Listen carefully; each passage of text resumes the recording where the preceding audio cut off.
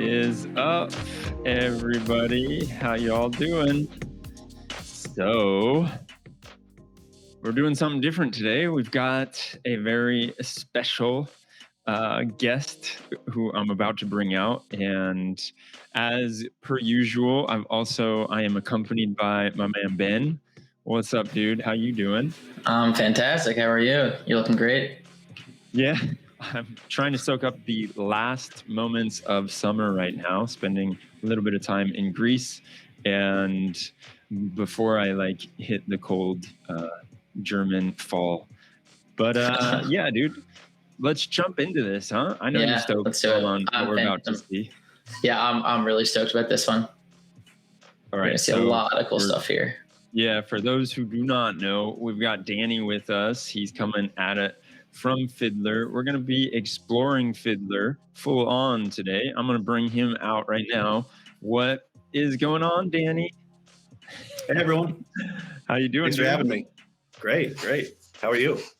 I'm good. I'm very good. And so it's, as I told you, I'm traveling today, so you do not get the bad musical intro, but hopefully another time I will get to serenade you with ukulele or guitar. Right. Ben is a keyboard player, and I see a keyboard behind him right there, so I'm trying to always put him on the spot. I know, and I appreciate that, those words of support. Maybe one day, not in the near future. Sorry, Danny. No worries. I'll hold you guys to the musical intro at some point, though. There we go. So, Danny, you're going to walk us through Fiddler. I know that to get people logged on to Fiddler, we need to have them go through a few steps. You're going to break that down.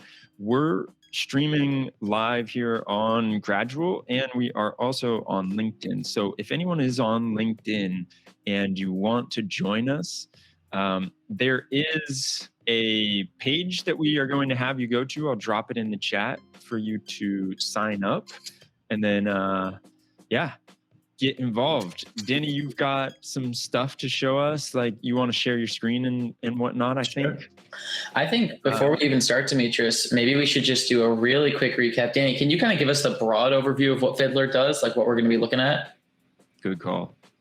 Absolutely. Yeah. I went ahead and shared my screen. So Fiddler is a model performance management platform. So we're going to work alongside of whatever your existing ML stack may be. So we can deploy in the Fiddler cloud, on premises in your own private cloud, or wherever you're running your ML stack.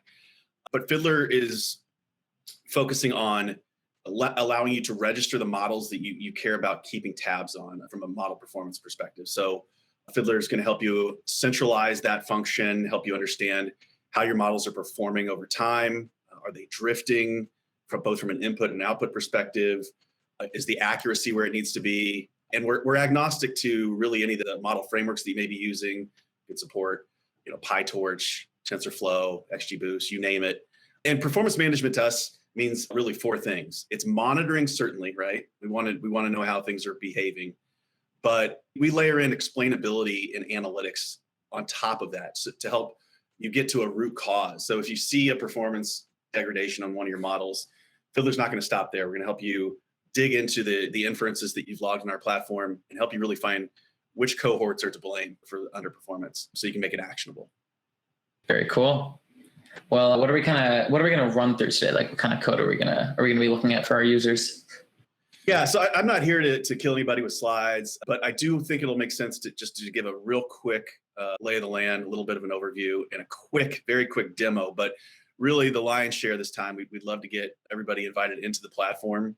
We have some quick start guides from our documentation site that we'll invite everybody to walk through. If you haven't already, let us know in the chat. You should have received an email invitation into an environment we're going to use for this meetup today. If you did not receive that, please check your spam or your junk mail folder. If you still don't see it there, let us know in the chat.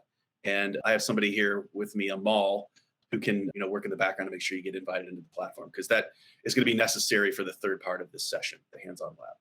Cool. Good. So should I kick it off? Should I dive right in? Yeah, let's jump in. All right. Okay. Well, so just a high level, right? Like I don't think the folks in this call probably need any reminding, but machine learning and AI becoming very critical to the modern business. And from PwC, there's actually a recent study that came out. There's going to be an actual 26% increase in global GDP by 2030, all driven by AI. So it's going to be, if it's not already, an integral part of driving revenue for most modern businesses. And that equates to about an additional $15.7 trillion in the global economy.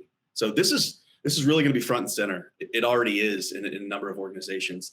And it's not just as we're seeing AI evolve and get out of the laboratory in the modern business, it's not just data scientists that are worried about model performance anymore. You have other personas in the organization that need to understand how the model is behaving. And if we can trust the model, I mean, our mantra is building trust into AI. And that really means not just trust within the organization, but trust outside the organization. So our mission is really twofold. We're focusing on how we can make a difference from inside the organization. Can model providers, model developers trust the models? And outside of the organization, are your customers going to be able to trust how AI is helping you deliver your business? There's obviously a lot of things that show up in the news about how certain brands are getting tarnished because of snafus and issues with AI, and we're really trying to build a model performance management platform that allows organizations to trust the AI that they're delivering internally and to their customers. So what is Fiddler, right? So again, we're a model performance management platform. We're focusing on operationalizing AI and ML. And that really comes down to 4 key components of our platform. We mentioned monitoring, right? That's where it all starts, showing you the metrics that help you understand how your models are behaving.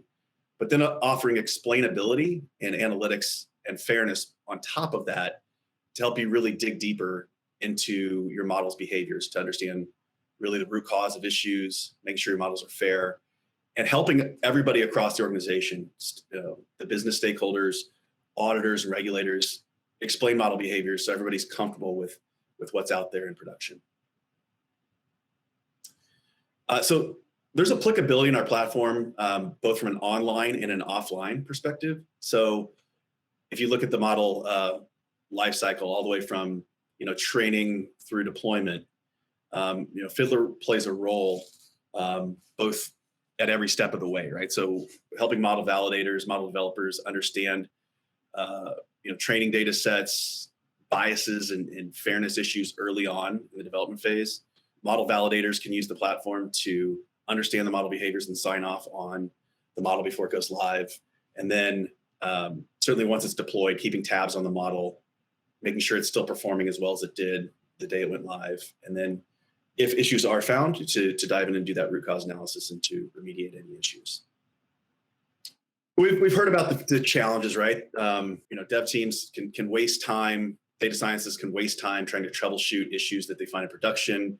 A lot of times that becomes a one-off exercise to dump data into notebooks to look at what might have gone wrong.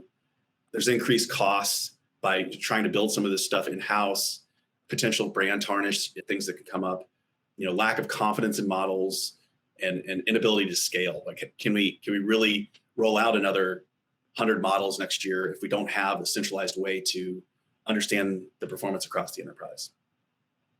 And our model performance management platform is really trying to drive these 3 positive business outcomes. We want to reduce time and cost. We want to de-risk, rolling out new models with making sure those models are fair and explainable, and then ultimately increase revenue, making sure your models are performing at a high of a clip as they possibly can, and doing the role that they were intended to do within your organization.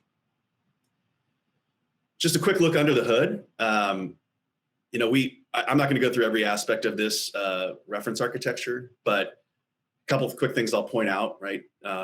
We can deploy on premises or in our own Fiddler Cloud as a SaaS offering. And we work alongside any model framework, any serving platform or ML stack that you have, and really can ingest data from any data source. We have a seamless UX experience that will allow you to come in and get that cockpit level view, which you'll see in just a moment. cockpit level view of your models that are under observation.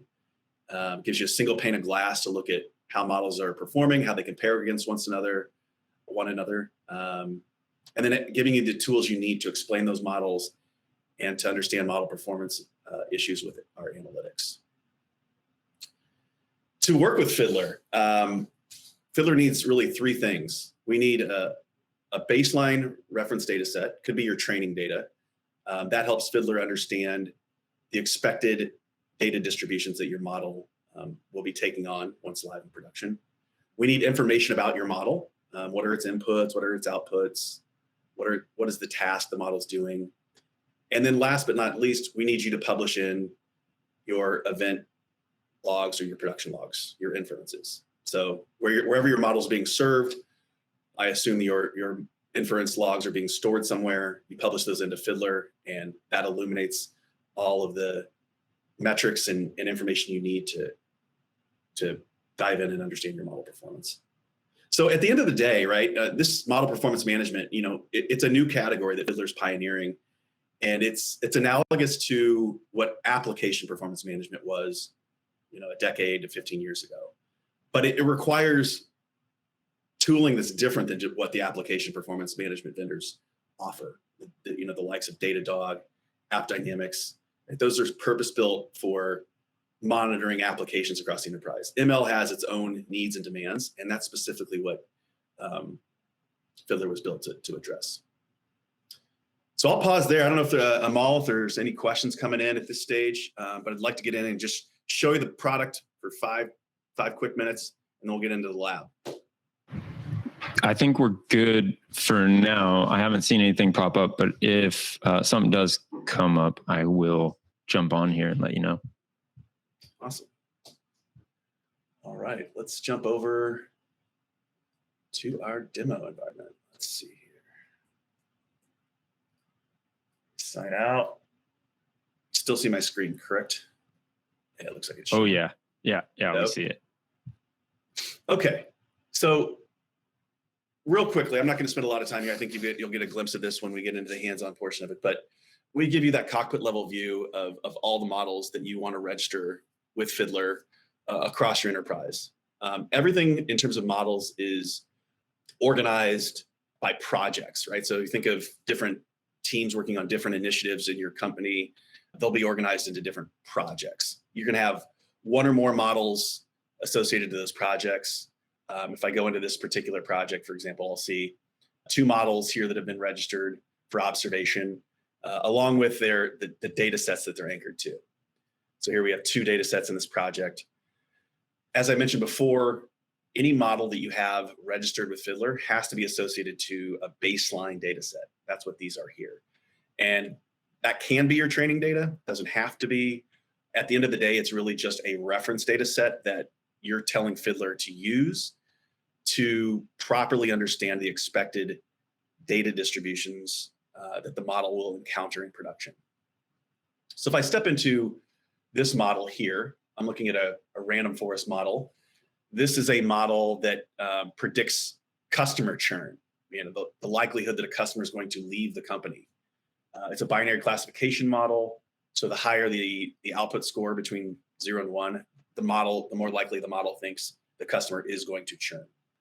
So we've captured all the information, about the labels, the data set, the inputs and outputs. You'll notice we also have calculated a feature impact score. You can upload that to us if you have those via Shapley values at a global level, or we can calculate them for you using that training data that you've uploaded. But here, once we stepped into a model, you can see the key capabilities of the Fiddler platform being offered to you, right? You can monitor the model. We can analyze the model, which gets into slicing and dicing either the training data or the inference logs, looking for cohorts and understanding performance of different cohorts. We can explain the model either at the segment level, the global level, or at the inference level. And then we can check the fairness of the model. So again, back to those 4 key pillars of the Fiddler Model Performance Management platform: monitor, analyze, explain, and fairness. Let's look at monitoring real quick. Here I'm seeing a number of ways in which Fiddler can monitor the model. I can look at data drift. I can look at performance. Performance is going to require your ground truth labels if you have them. If you don't, data drift is a very good way to understand front end metrics in terms of model performance. We can also monitor data integrity. So Fiddler will keep tabs on things like, hey, are any of your inputs coming in with nulls or type mismatches, or are they out of range? And so we can show you when those things are on the uptick over time by feature. We have service metrics. If you choose to publish these to Fiddler from your serving layer, Fiddler can also plot these things for you. Your traffic counts, latency, time to make your inferences at the serving layer, any errors that are occurring at the serving layer. And then, of course, you can have alerts set up for any and all of these different types of performance metrics. And then those alerts can be sent to you via Slack, email, or you can just come into the platform and see those alerts yourself. So here I'm seeing I actually have triggered a few alerts because my prediction drift seems to be on the rise. So let's quickly just look at what Fiddler offers in terms of helping us diagnose this particular issue. So I received an email because I've triggered this alert. I came into the platform and I'm like, yeah, okay. Prediction drift is now above 0.2, which is above my alert threshold. Here we're calculating drift using a Jensen-Shannon divergence measure, but you can also flip that to PSI if that's your preference.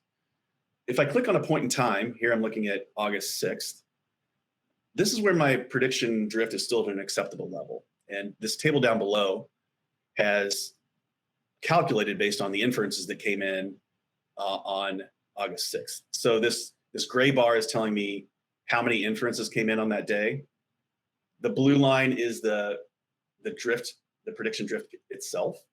And the orange line is the average value of my output. So my average value is going down on my output and my drift is going up.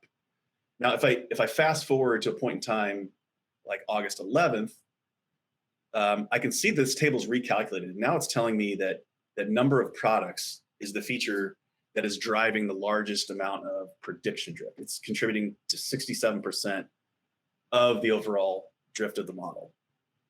And that's because the feature itself is drifting. And I can see that if I expand here. And the feature carries a fairly hefty impact to the overall model performance. It's not the most impactful feature, but it's up there.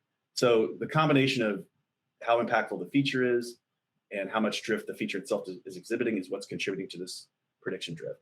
You can actually see that in histogram form here. These orange bars here are showing me the distribution of this feature in my training data, where it was mostly 1s and 2s. But now you can see on this day, August 11th, I'm actually starting to see 3s and 4s. So I'm stepping in a little bit into a feature space that the model's not accustomed to. So I'm gonna skip forward into analyze here, because this is really where Fiddler goes above and beyond what you're gonna find other vendors offer, right? Giving you the utility you need to explain and get down to root cause analysis. And analyze is gonna help us do that pretty easily. So I skip over to analyze. It's outfitting me with a SQL query. And you might be asking yourself, well, why SQL?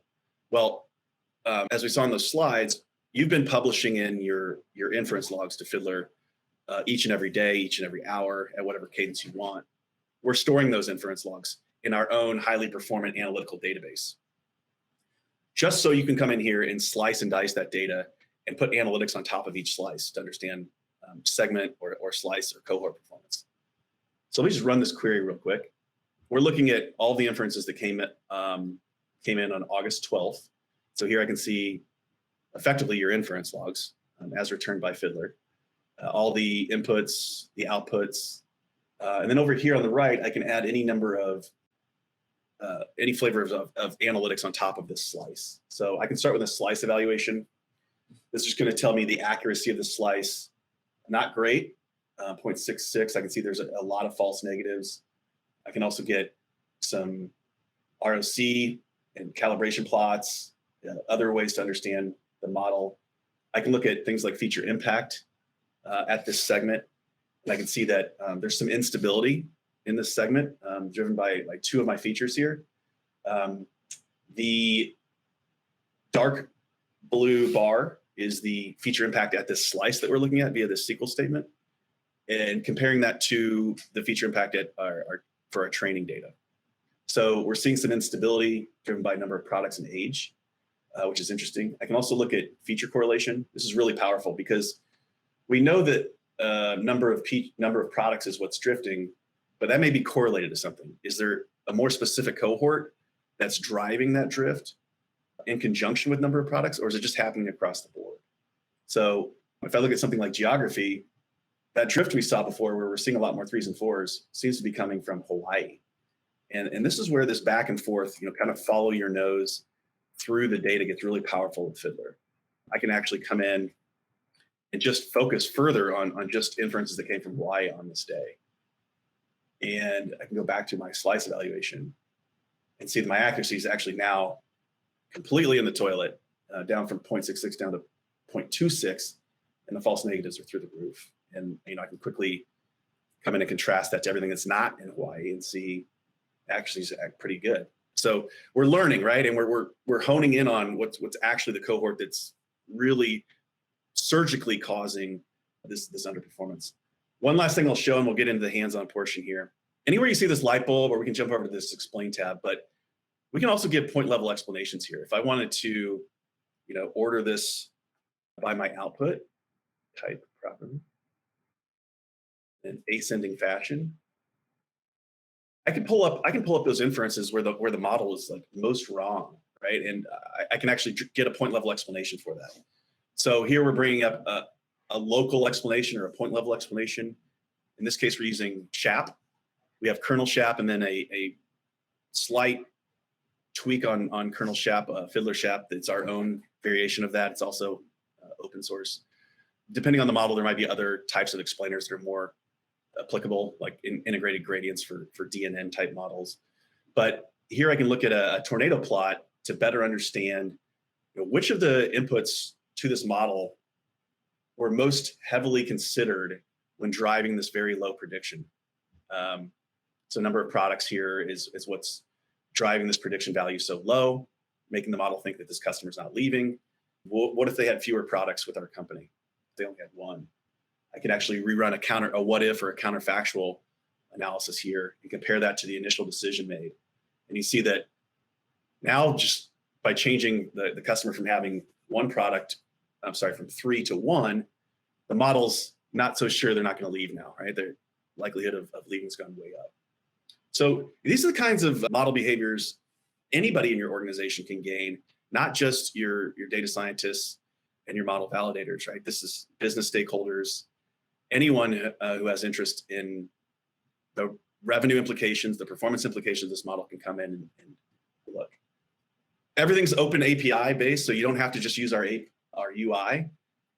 We can expose the insights that Fiddler calculates for you through our API into any existing web properties that you may have.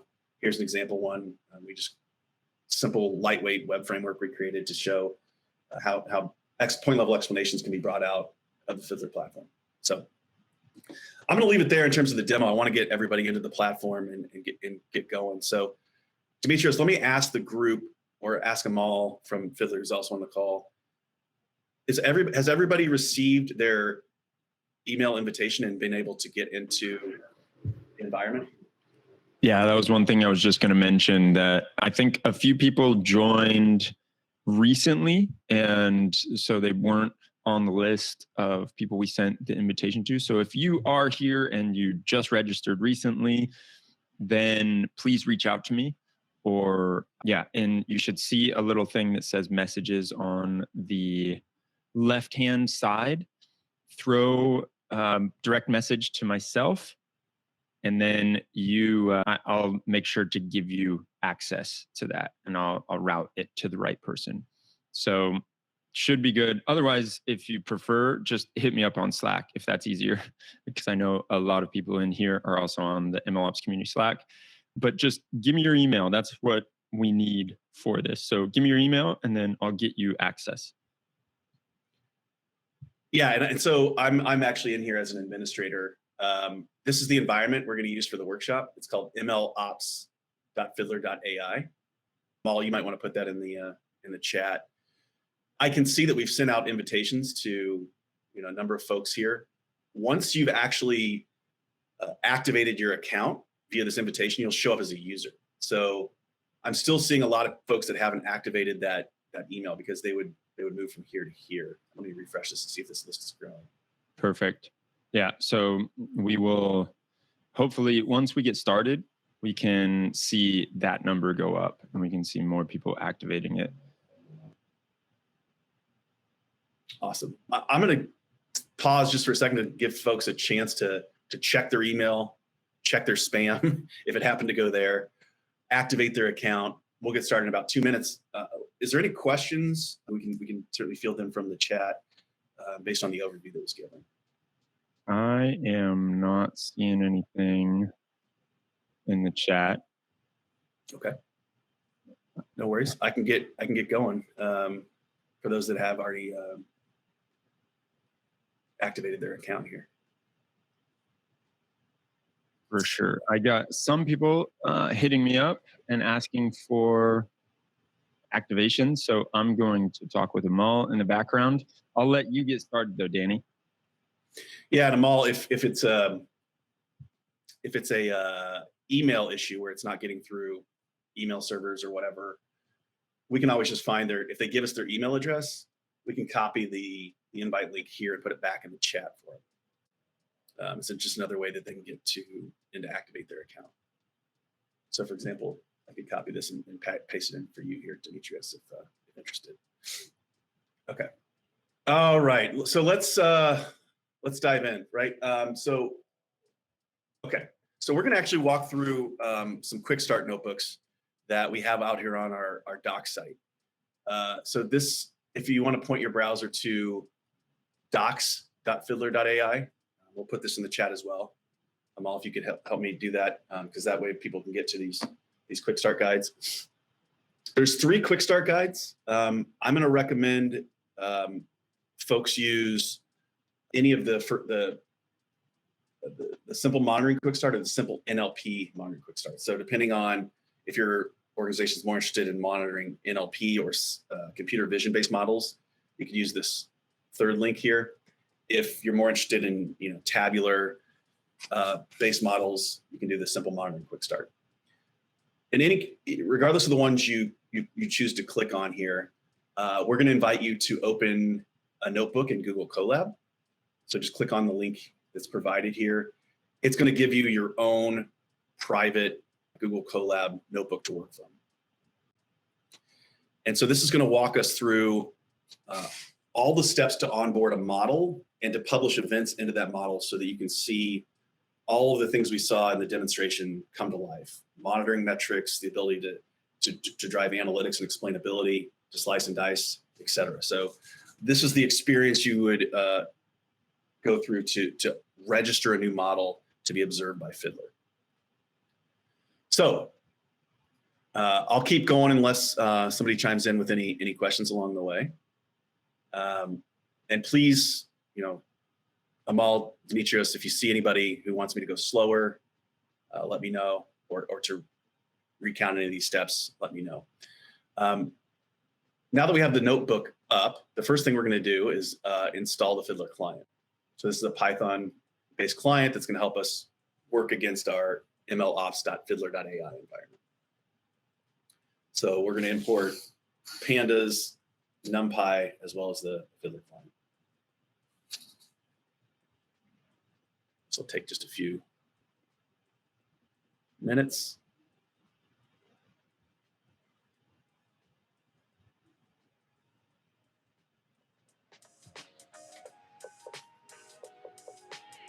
I like the elevator music.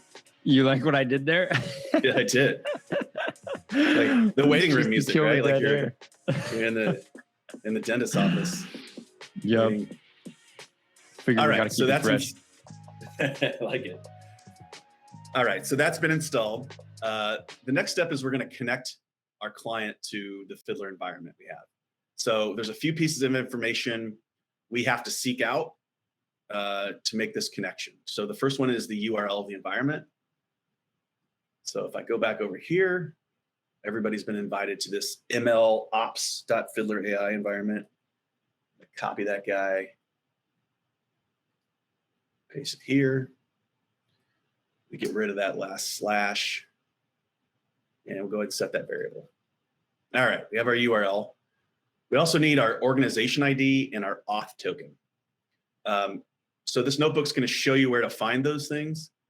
So we're going to go to settings, and we're going to go to credentials to get our auth token. Let's go back to the environment. I'm going to go to my settings up here. I'm going to go to credentials. Depending on who you are, find your name. If you don't already have an auth token, there'll be a button up here to create one. I'm in as the administrator. So I'm going to click this copy link and copy this auth token. And I'm going to paste that down here in the cell from the auth token. I also need the org ID, which I can also get from the settings page. This is on the general tab. And the org ID is MLOps. Simple enough. It matches the URL. Okay, those are the 3 things we need to connect our client down here: the URL, the org ID, and the auth token. This is the only part you're going to really have to seek out to run this notebook. So I do want to pause and see if there's any questions. I don't want to get too far ahead if people are still seeking out those bits of information.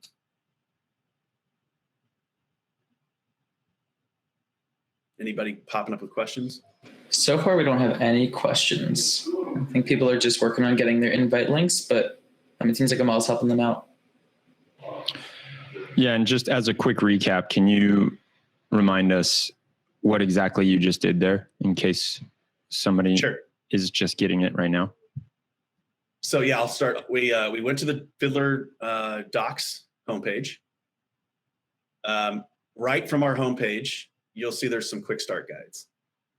You can use any of 3 quick starts. I'm recommending one of these that starts with simple. So a simple monitoring quick start, or if your models that you're interested in are more computer vision or NLP based, click on the NLP monitoring quick start. We click that, and then we click this link to bring up our own Google Colab notebook, which is what you see here. So this will be your very own Google Colab notebook. You make your own private edits to it. This is going to walk us through the steps you need to onboard your model for performance management within the Fiddler platform. So it's going to walk us through how to connect to Fiddler, how to upload the baseline data set, aka that training data for our model. Now this notebook's going to give you all these data sets. You don't have to go wrestle around and go find something. It all comes baked in here. So you're just going to have to execute the cells here. Certainly, if you're interested in trying Fiddler further after this meetup, you can connect with me at Danny at Fiddler AI, and we can get your own data loaded into an environment like this. We're going to register metadata about our model with Fiddler. What are its inputs? What are its outputs? What is its task? And then we're going to publish in our production events, again, using data that we're going to provide here in the notebook. But that's all we need to get to step 5, which is to gain insights, right? Understand model performance. So far, all I've done is step 1, which involves installing the client in this cell and passing in or setting 3 parameters that get passed into the client to connect, which is the URL of our Fiddler environment, which you've all been invited into, the org ID and the auth token, which you get from the settings page of that MLOps.fiddler.ai environment. And that's where we are. Anybody have any questions before I continue?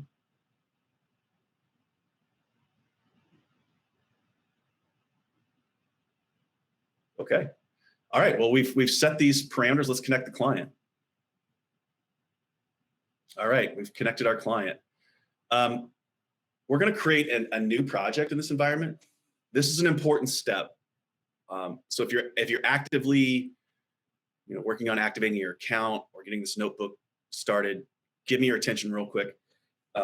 You'll certainly get an error if you don't change this, but I'm going to put my initials after this so I don't conflict with anybody else's project.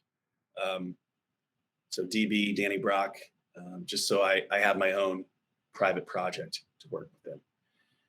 And then once we've set this project ID, we're going to use the client to create a project with that name. So let me go ahead and run that. Oh, I guess I did that yesterday. Let me give it a, so it's telling me project with the same name already exists. I guess I did this yesterday, just trying out the environment. Is it possible for you to make it a little bit bigger? Sure.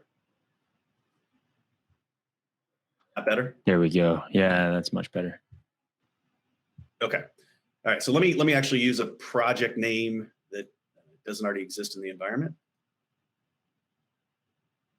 Well, I guess I used that one too. Maybe there's other people out there with, there we go. All right. So we've created a project. Quick start example, Daniel Kenneth Brock. That's another name to me.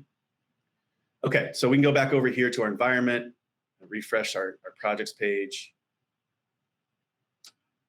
And there is the new empty project, right? Nothing in it yet. We don't have a model registered here. We don't have data sets yet. So I'm going to come back here and keep going. There's our empty project. All right, step 2, let's upload our baseline data set into this project. We're going to provide a baseline data set here in CSV file form that it's just going to be loaded right from our GitHub. Down the road, if you want to work with us and bring in your own data, you can certainly do that. You would just change this to load in your own data into a data frame here. So again, think of this as your training data for your model. It does not have to be, it can be a subset thereof, but it's got to be something that helps Fiddler understand what the expected distribution of the data that the model will encounter in production. And training data is a very good example of that. So let's run this cell. We're just outputting what we just loaded into this data frame. This is information about our customers, credit scores, obviously all mythical customers. And we do have the training labels here. That's our training labels churn. Okay, we're going to create a data set info object. This is a convenience function that the Fiddler client offers us. And it's basically going to say, we're going to interrogate this baseline data frame and create a data set info object. It's going to tell us about the different columns in this data frame. What are its types, mins and maxes, et cetera. So we don't have to hand program those. So here's Fiddler outputting this data set info object. We've profiled each of the columns in that data frame. We're giving value ranges and types for the different fields in that data frame. Now that we have this data set info object, we're going to upload the baseline data frame and the data set info object as our data set. And we're going to give that data set a name. We're going to call it churn data. You don't have to change this value. It's okay if that, as long as you're operating in your own project, you don't have to change this. Any questions here before I run this step? Make sure everybody's up to speed and following along. I don't think we have any quite yet. Okay. Should I keep going? I think so. Yeah, I think keep going. Okay. All right, let's upload this data set using the client.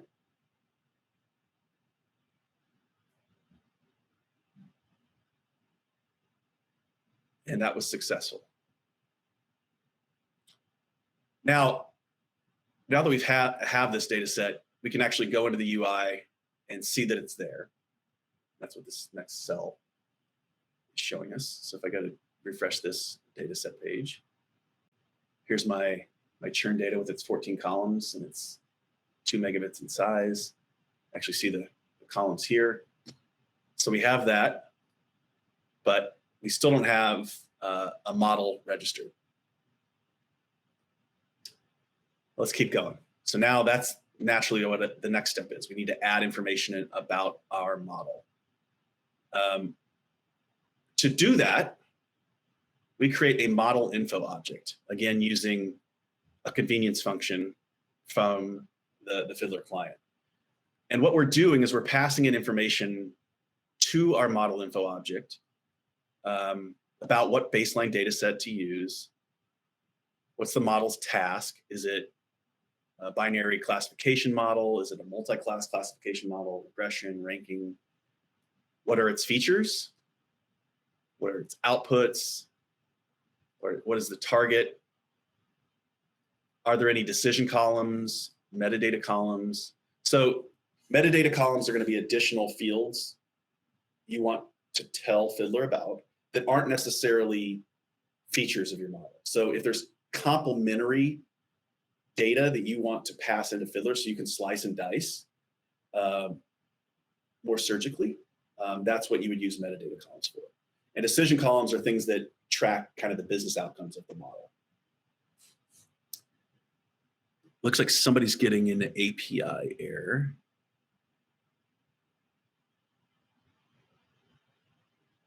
It's supported features. That's a connection issue. Okay. And there's another question that just popped up from Priyanka asking about if we can backfill ground truth and monitor in an asynchronous way. Absolutely. Yeah. All of our customers, when they have access to their delayed ground truths, do that. So when we get down to the publish event section, I'll show you how to call that same method just to pass in your ground truths asynchronously. But you'd use that same publish event method to do that, but just asynchronously, and I can call out how you do that.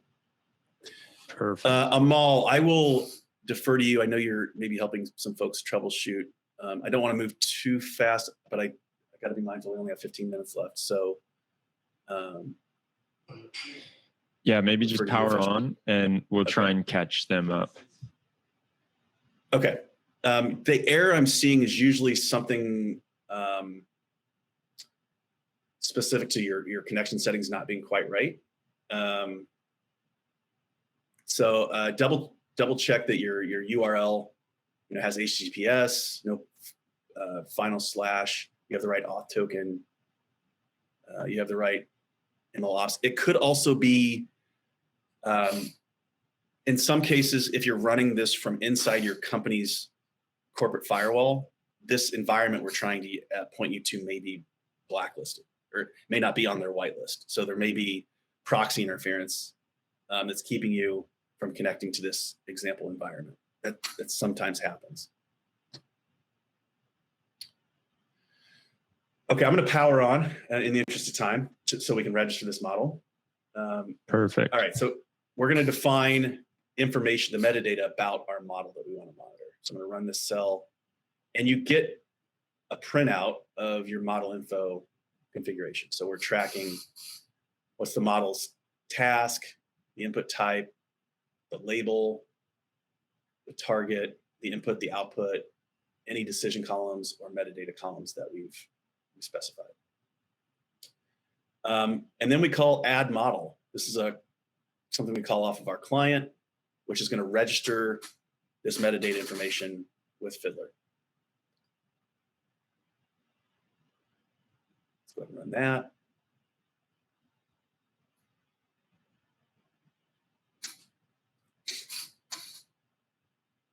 And that succeeded. So now we go back to our project page. We should see the model that's been registered in our Fiddler environment. Okay, and I can click into that, and I can see that information that's been created. Now notice we're getting a warning here. It's saying this churn classifier model that you just registered is enabled for monitoring only, which means it's not enabled for explainability. And you notice I actually don't see the explain tab up here. That's because we need a model artifact within Fiddler to drive explainability. Now you can upload a model artifact to us, or we can make a different call to add a surrogate and have Fiddler create a lookalike model for you.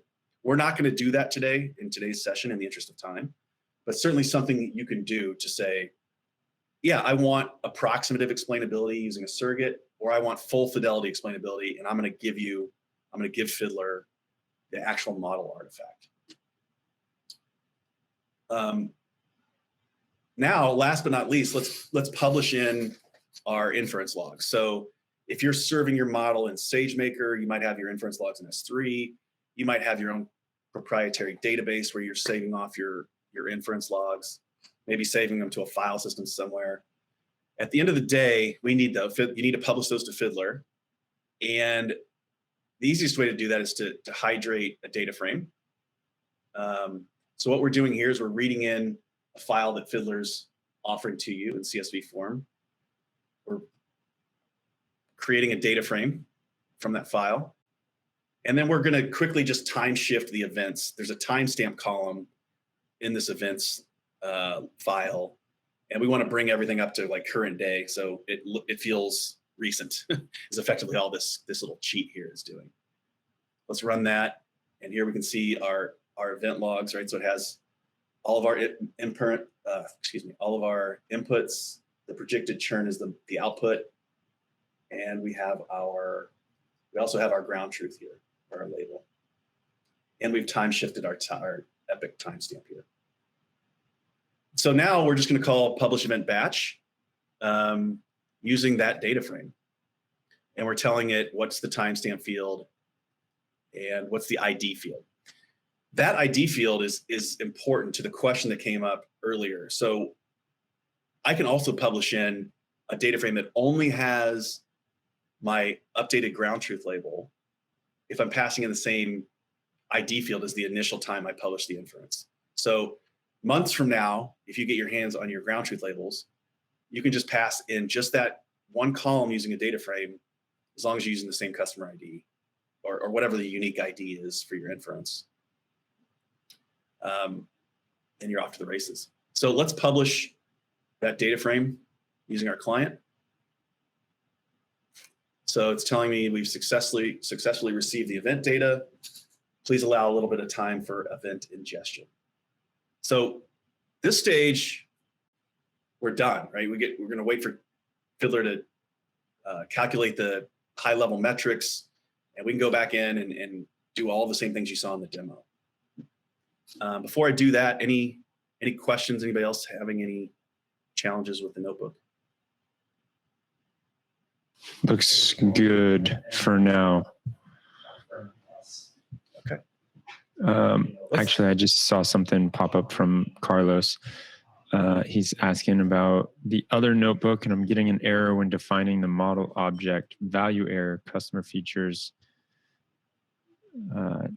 TF-IDF vector is defined based on column F1, which was not found. I'll throw that up right now, just so we can debug it in a moment.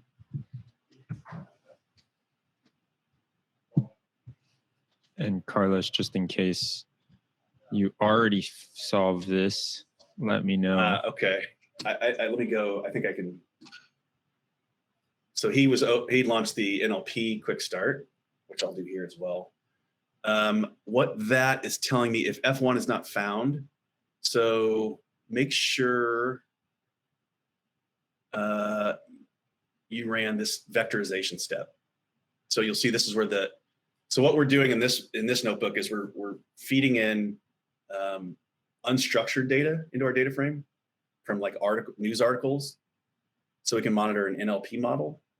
But Fiddler uses embeddings or vectors, so your data has to be vectorized before Fiddler can monitor your NLP or CV models. So what we're doing in this step here is we're using TF-IDF to vectorize our unstructured data into a 300 element array or vector. So if it's not finding F1, maybe you didn't run this cell. That would be my guess. But we can email me at danny@fiddler.ai after this, and we can take a look if that doesn't get you through the issue. Nice. Okay, so let's come back here. I'm gonna go refresh this. I'm gonna go into my model. I'm gonna go to monitor now, and I can see data, right? So we're seeing at the hourly bin, we're looking at the last 7 days of model traffic, and we're seeing drift across that. I can actually look at this by day if I want. Go back even further in time if I want to look back over the last month. Here I'm seeing model drift over time. This is my output. Certainly can look at feature level drift by any of my features. I can go and do analyze. One thing that's important, if you have a prefix of production, this is going to let you look at your production inferences that we published in. So to conjure back or the slice of production inferences, you always have to have production.model name to retrieve those. I can also retrieve bits from my training data if I want to use my churn data set here. So I could do, instead of production, I could do dataset ID.model name and pull back my training data. So this is a glimpse of like, hey, a model validator might want to look at the training data and analyze that for underperforming cohorts. An ML ops engineer might want to look at the production data.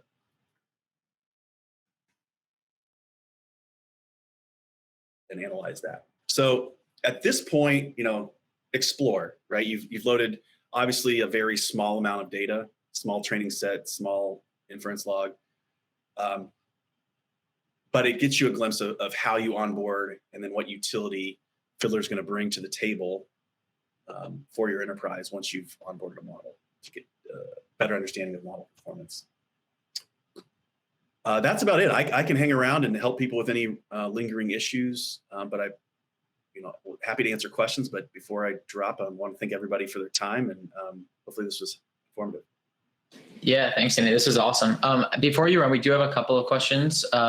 One is, are users who are using this storing all of the data on Fiddler's infrastructure? And then I guess a follow-up to that would be, is there a way to run it without storing data on Fiddler's infrastructure? Yeah, good question. So yes, you do have to publish data to Fiddler's infrastructure. So if there's security concerns around that, obviously we're completely SOC 2 Type 2 compliant.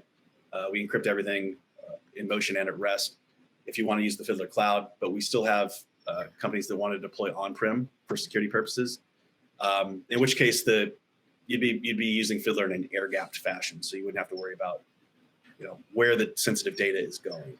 But to answer the question, yes, you do have to publish your data to Fiddler, wherever that happens to be installed. Cool. And the second question is, what kind of ways does Fiddler support integrations with things like MLflow for storing models and artifacts and other kinds of data objects? Yeah, so everything has to be pushed to Fiddler using our client or our RESTful APIs.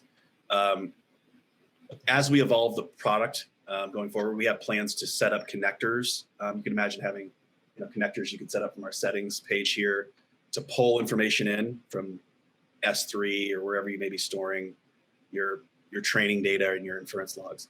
But in today's incarnation of the product, you have to push that data in. So to the question, if you have MLflow, we have our professional services team that has built a lot of kind of common assets, and some of which can be found on our doc site. So there's some assets you can find on our doc site that will give you an example of how to orchestrate a Lambda or something within MLflow to publish information into the Fiddler platform.